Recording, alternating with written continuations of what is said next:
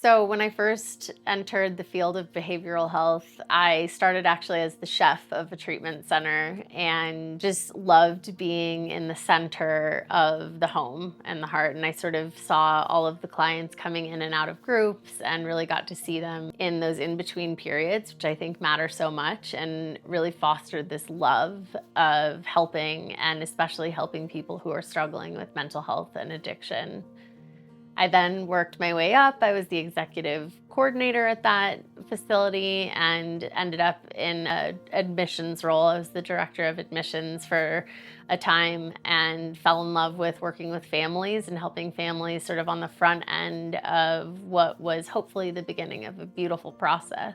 I think my favorite thing about working with families is offering sort of guidance and assistance that I really wished that I had and that my family had during a time in which I was struggling. I love those little aha moments. Yes, of course, it's really beautiful to see those big shifts and those big changes and, those I have a year sober sort of mile markers, but all of the things that are happening along the way, the little wins, I think is what really makes my heart sing. It's like, oh, I had this beautiful conversation with my daughter today and it felt like I was talking to the old version of her that I miss. Those are the things that really keep me going. I think for families to get to a place where communication is effective, where recovery is happening and possible, where people have been sober or stable in their mental health, it takes a lot of hard work on everyone's behalf, not just the person that's struggling, but it takes a huge commitment from family and anyone that loves the person that is actually going through the hardship. It takes commitment there too. Everybody has to work together and collaborate to get an effective result. I think that for families to get to a place where they're happy and communicating and sort of in recovery together, it takes a lot of guidance and it takes a lot of making sort of the right decision in each and every sort of small moment along the process. And I think that this is where a lot of families falter, is in trying to do things that they've been doing for a long time and hoping for a different result. I find that a lot of families struggle with the concept of loving from a distance and allowing the person that they love to struggle a little bit and sort of falter. I also see the opposite thing happening where it's like, if my loved one is in active addiction, it's like there's a punitive component. They're still drinking, therefore I sort of have to punish them into understanding that they need to change. And I think both things can be harmful. Either the over-functioning of a family member, you're not doing this, so I'm going to do it for you, or I'm going to sort of force you into doing this thing that your heart isn't in. The other side of that is my loved one doesn't seem to want to change, and therefore I'm going to punish them for that, or this is the only way to get them to change is to sort of strong arm them into it. For me, the concept of intervention is when we have a person who is on a path that is dangerous or harmful, we're just intervening to shift that path maybe a quarter turn to the right and get them on to a path that is healthy and beneficial. I think that when people think about intervention, oftentimes they're thinking about confrontational, punitive intervention styles, which do exist. My approach is more invitational. It's collaborative and it's loving. It's really saying to somebody, we see that you're struggling. We love you. We're also in pain. And how can we together come up with something that is going to divert you from this harmful path that you're on into something that's going to give you a life that you deserve?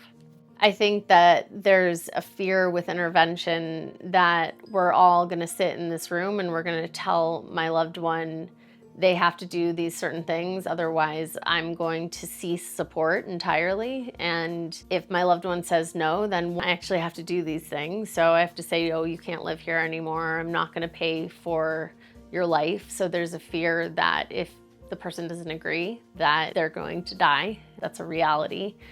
I think that what I would tell those people is, yes, you're going to somebody who's struggling and you're saying, We want to help you, we want to support you. This is what we're seeing, and how can we help give you something that you need?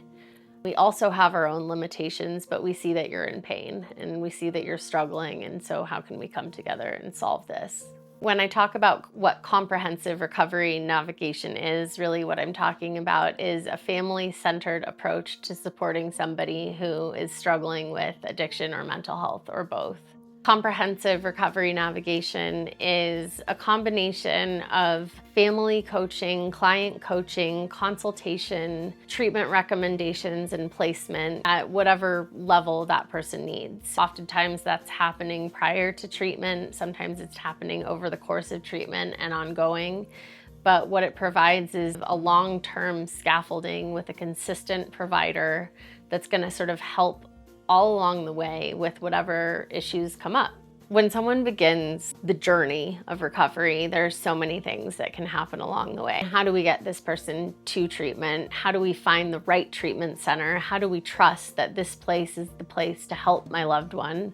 Once a family identifies that their loved one is struggling with either mental health or addiction or both, there are so many things to figure out from there. It's like, okay, we've identified the problem, but how do we know what the next steps are? There are so many things that need to be figured out sort of along the way, and not just right now. It's like, okay, my loved one needs treatment. My loved one might need detox, and addressing the immediate and the crisis sort of situation that families often find themselves in.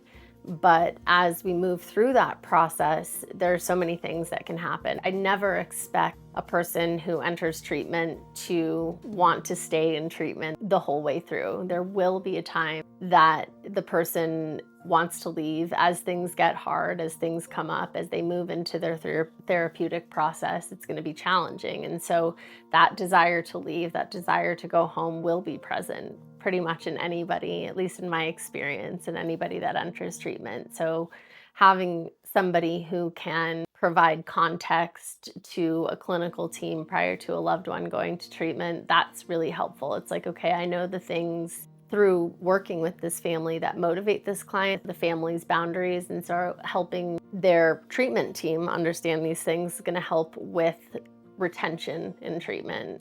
I often work with clients while they're in treatment to help improve retention in treatment by addressing some of the smaller issues, concerns, and allow the clinical team to do clinical work. Oftentimes I see families have developed certain coping strategies and mechanisms that at one time were probably keeping their loved one safe. And because those habits have become so ingrained into the way that families operate, they carry over and continue to happen a lot of the time when they're no longer needed. So things that families were doing to keep somebody safe or keep them supported or keep them controlled or contained that worked before are now actually harming a process now and preventing somebody from being able to grow and learn these skills on their own. And so it can be helpful to have a comprehensive recovery navigation specialist come in and say, yes, one time this was helpful and now it's actually harmful. And so what I'd like for you to do is step away or change the way that you're interacting with your loved one so that they can and will develop the skills they need to do this on their own. I would say families may not understand or have the skills to deal with walking into a situation where their loved one needs help. Really understanding what addiction is and what mental health is and how that impacts the brain. There's a psychoeducational component that is often missing, where I don't really understand this disease and therefore I'm not handling it as such. I think that there is oftentimes an idea that my loved one's got a problem, they need treatment, and then once they go to treatment, they're gonna come back and be all fixed. And the reality of the situation is that that is rarely, if ever, true. This takes a long time. It takes a long time for habits to develop and form, and that's for both the person that is in recovery or attempting to be in recovery and for the family system themselves. So it takes time and effort. I think one thing that we do at Maxwell Recovery Services that are unique is we're holding ourselves to a pretty high standard of care in the way that we operate. We're working in collaboration with other providers. We staff with a clinician every week. We're offering a family group that families that are working with us or that have ever worked with us can join in perpetuity, that's led by a clinician. We are meeting together every week to staff our cases and go over what needs to happen. There's a lot of checkpoints that we're doing to ensure that it's not just my idea of something that's going to work for a family, but going through clinicians, I'm going through my colleagues, and I'm also staffing with people in my network in the field to make sure that, yes, this seems like a good plan for this family based on what I'm hearing, and it's actually going to be helpful. Another part of our job is really researching, investigating, ensuring that the places and people that we're recommending to families and clients are solid, are rooted in integrity, and we do this by visiting treatment centers in person, getting to know clinical teams well, working with them for a good period of time prior to ever recommending that a loved one of somebody struggling goes there.